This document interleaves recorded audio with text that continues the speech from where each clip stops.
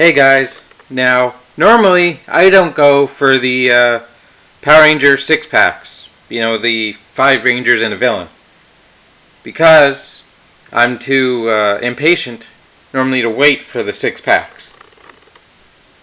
It's been that way since Megaforce, with like the Rangers and the villain with the cards in the background, with the exclusive cards. Didn't really care.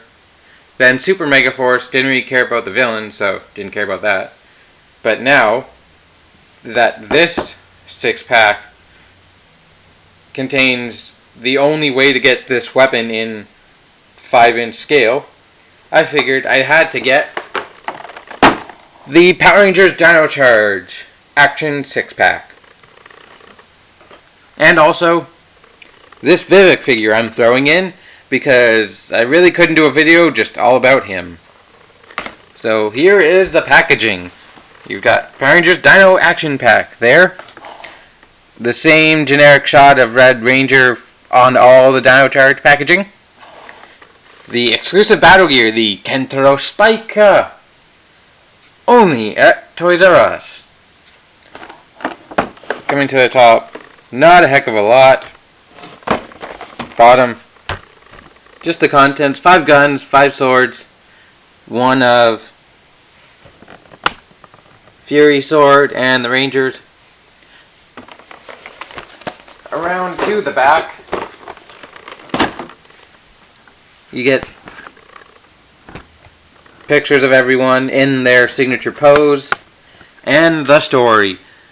On prehistoric Earth, an alien entrusted powerful energems to 12 dinosaurs for protection, but when the dinosaurs went extinct, the energems were lost. Now an intergalactic bounty hunter named Sledge is determined to reclaim the gems and destroy our planet. A new team of Power Rangers must find the lost energems and use their Dino Chargers to power an arsenal of dino-fueled weapons, Zords, and Megazords to save the world. It was pretty cool. It was very different than Kyoryuger, but here we have all 5 of the main Rangers along with Fury, otherwise known as Dogold, the Day-Boss Soldier of Anger. And here just is the Vivik. So here you go, Vivik. I believe it was a Day-Boss Monster was their name in Kyoryuger. I'm probably wrong, but there's a whole horde of them. They're essentially putties. If you can think about it that way, they're putties. Sledge's evil foot soldiers are troublesome for the Power Rangers on their own, but even more so when they clump together to form Vivizords. Which essentially, if you watch Kyoryuger, the monster of the day would grow giant, and also the Viviks, or the Day-Boss monsters, could grow giant and combine into one giant thing. So, essentially, that's the packaging. I'm going to get it open, and we'll take a look. So, here's everyone out of their packaging. Just going to give you a pan shot here. Looks good. And included in the packaging is all the rest of their accessories. So 3 guns for red, green, pink, and 2 swords for black and blue. These are just their allotted assortment right out of the packaging. And here is the Kentaro Spike. Combination of all their unique weapons. So, yeah, each one, and they formed a giant spike thing. Lance type thing, I'm not sure. So let's go into the figures. Starting going that way. So here is Dinocharge Red, looking very nice for the suit design. Obviously these figures are the overly muscular variety, so if that's your aesthetic preference, then you're at heaven. If not, you can shut off now, or you probably weren't even watching. But I still really like the Kyoryuger suit design. It's something that grew on me. When I first started watching Kyoryuger, I was questioning how are they going to turn this into a Power Ranger season. The suit didn't appear to me to be a Power Ranger suit, but the more I watched, the more I grew to like the suit, and therefore I had to buy them. So got the Tyrannosaurus there on the chest. This is on a hinge. I'll talk about articulation in a second. The one thing, probably my favorite thing about the Kyoryuger suit designs is their helmet sculpts are actually designed after each dinosaur. So obviously Tyrannosaurus is a meat eater, so he has teeth, and therefore teeth are on there. If I take somebody like Black or Blue, who are Black's Parasaurolophus. Parasaurolophus are plant eaters, therefore they don't need teeth. Therefore, his helmet has no teeth, which I really like that attention to detail. But I'll bring back in Red. One thing that you'll notice about the Dinocharge suit design is the arms are scaled to look like lizard skin, and also they're a different, darker color than the rest of the suit. While this main suit is pretty bright red, pretty glossy, this is a deeper, more maroonish color, which is really nice attention to detail. You got the silver buckle there, if you can focus in on it, and silver on the boots, and lack of paint on the back, which is a shame. Articulation wise, the head can go the head can go 360, it can go bob up and down a little bit at the connection with the neck into the chest, being a little bit loose. This shoulder pad's on a hinge, which obviously restricts shoulder movement slightly, but you do get a nice range of motion in and out. You have an elbow hinge, and you do have a cuff swivel. Hips, universal joints at the knee, and a boot swivel, which is all your basic articulation from red to pink, and these two guys are a bit special, but just giving you a good look. Here's the Hotshot Warrior, Kyoryu Black, who's a gunslinger, but his arms are in gray, which is nice, because I really couldn't think of a color for light black other than gray, or dark black. Oh my god, no! I knocked over green, how dare I. Here is Blue, the Armored Warrior, Kyoryu Blue. Nice head sculpt there, modeled after a Stegosaurus. Obviously Stego there. And nice deep dark blue arms. That's it. He has a gun. Unfortunately, none of these guys come with the Dinocharge cannon mode. I wish somebody came with that, because the larger 7.5-inch figures come with it. But here's Green, the bladed warrior. Sangeki no Yusha, Kyoryu Green. Again, he's a raptor, so his helmet has teeth, because raptors have teeth. Here's the sword. Very nice amount of molding. Weird shade of green plastic, though. Not completely accurate, but it is actually accurate to the plastic on the blade of the Dinocharge saber, which is weird. And you got your raptor, and same posability. Here's Kyoryu Pink. It's a basic same female mold they've been using forever. The only thing limited are her hips. So, yep. Head sculpt, very nice. Triceratops. deep, almost purple, really deep pink on the arms. And obviously she has the sword.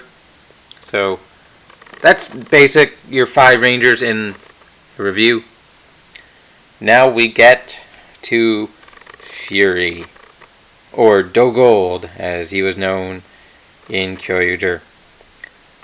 Quite a lot of stuff going on in his suit design. You got a really deep red skin, if you can call that skin.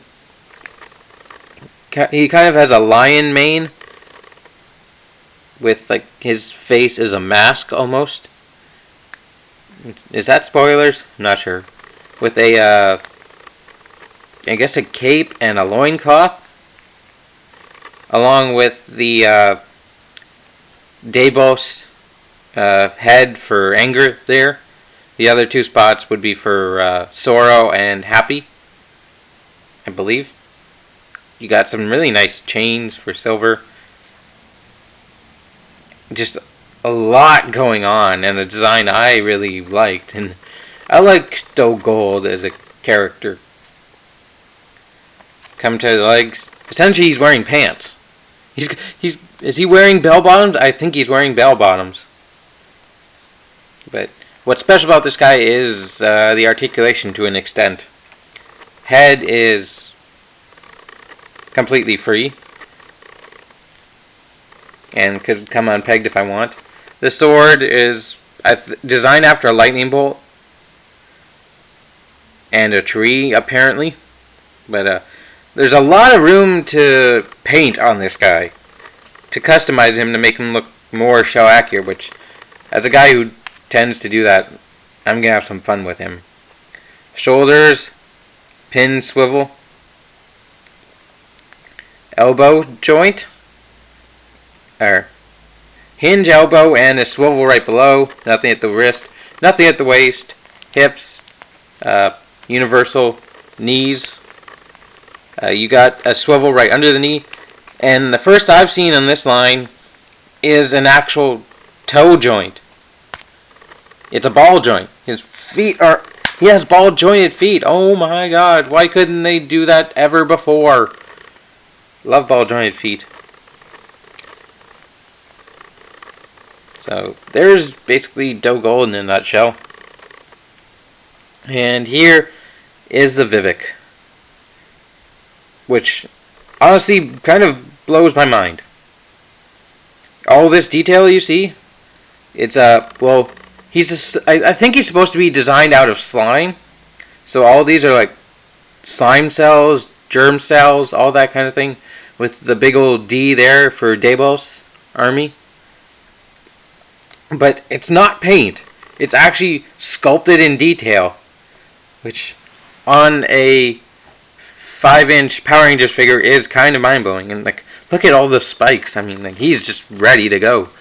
I do wish he came with one of his weapons, though, like the axe or the gun thing. You see his slime hair. He's kind of a relative of the Joker, with no real eyes, just to increase that creepy factor. Posability-wise, his head is on a ball joint. He's like, legit. His head's on a ball joint. Wow, I hope that was all on camera. But that's crazy. His actual head's on a ball joint.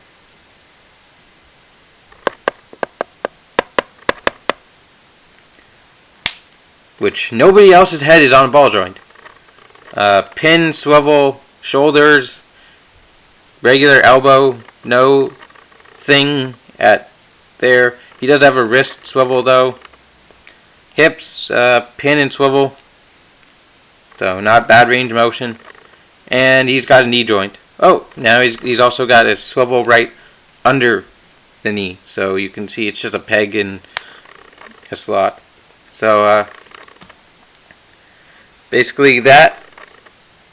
And I'm going to now cut to a picture of the Dinocharge Rangers doing their signature attack with the Kentaro Spiker.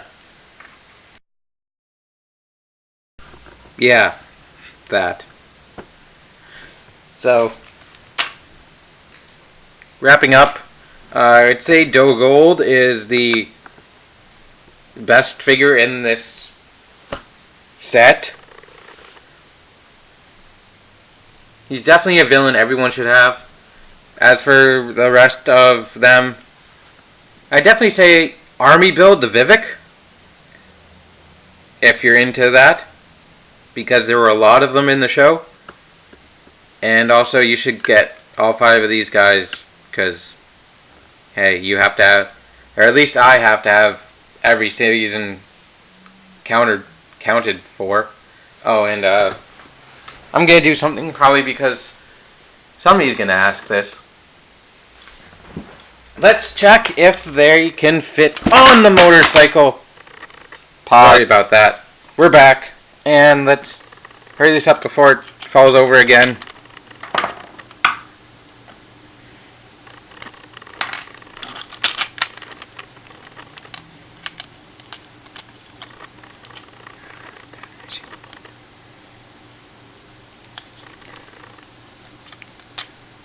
And the answer is, yeah, pretty much.